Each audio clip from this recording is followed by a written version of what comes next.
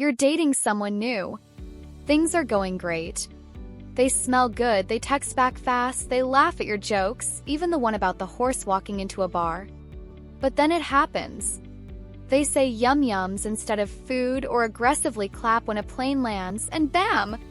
Your attraction vanishes faster than your motivation after 3 sips of a protein shake. Congratulations! You've been hit with the ick. But what is the ick, and why does it feel like a romantic nosedive into the cringe abyss? Let's break it down with 8 witty, strange, and weirdly accurate reasons why the ick sneaks up and ruins your romantic fairy tale faster than you can say, "He calls his mom mummy." We're walking red flag detectors in disguise. When you start dating, your brain releases a cocktail of feel-good chemicals like dopamine, oxytocin, and the ever-dangerous "this might be the one." But once that chemical fog clears, your subconscious kicks in with a red flag radar. The ick often isn't random, it's your brain finally catching up and going, "Wait, did he just wipe pizza grease on your cat?" Sometimes the ick is just your intuition doing stand-up comedy. You call that a personality? Pfft. Next. Microscopic behaviors, titanic consequences.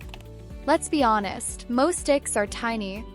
Think, chewing with their mouth open, baby talking their dog, or having really intense opinions about forks. These aren't crimes, but they feel criminal in the moment. Why? 'Cause attraction often hinges on mystery, subtlety, and allure. When someone exposes too much too soon, or just too weirdly, it shatters the image we were building in our head. Spoiler: sometimes you're just not ready to know how someone organizes their sock drawer alphabetically. Unrealistic expectations from rom-coms and TikTok. Social media has convinced us that relationships should feel like a constant montage set to Harry Styles songs.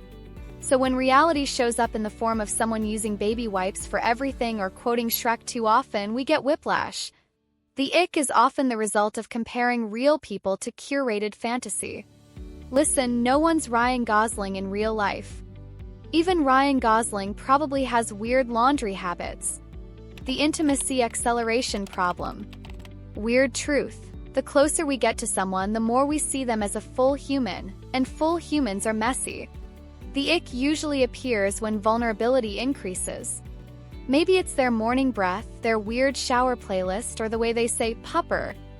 Suddenly the idea of cuddling feels like a prison sentence. It's not that they changed, it's just that now you see the unedited footage. Your brain loves drama, not maintenance. Falling for someone is exciting. Maintaining a relationship? Less sparkly. The ick is sometimes your brain's way of creating drama to avoid dealing with the hard but boring work of connection. So it picks a dumb reason, like the way they say "literally," to sabotage what might have been a decent thing. Your brain, this is too stable. Let's hyperfixate on their ankle socks and bail. Chemistry fades, cringe remains. Traction is weirdly fragile.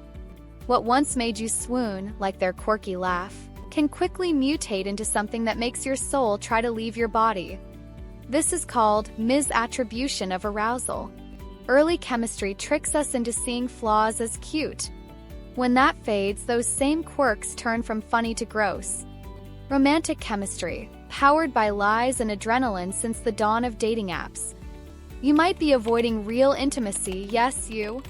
Time for some self-diagnosis.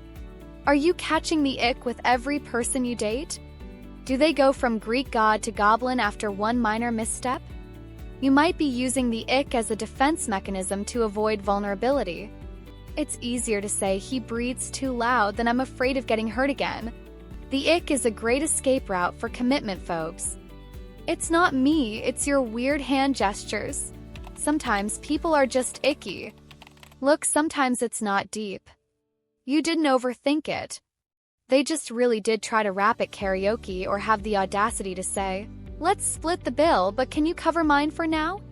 Some people are icky, and your standards aren't the problem. You're not picky.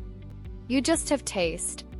And if that taste doesn't include someone who collects toe rings, that's okay. Final thoughts, from ick to insight. The ick doesn't make you a villain. It makes you human.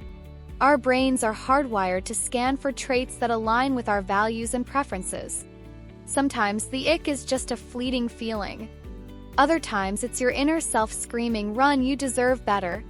Either way, it's worth a pause, a laugh, and maybe a look in the mirror, preferably not while reenacting their icky habits. So next time you feel it creeping in, ask, is this an ick or just a quirky plot twist in your love story? And if not, well, there's always someone else who also thinks clapping at movies is a crime.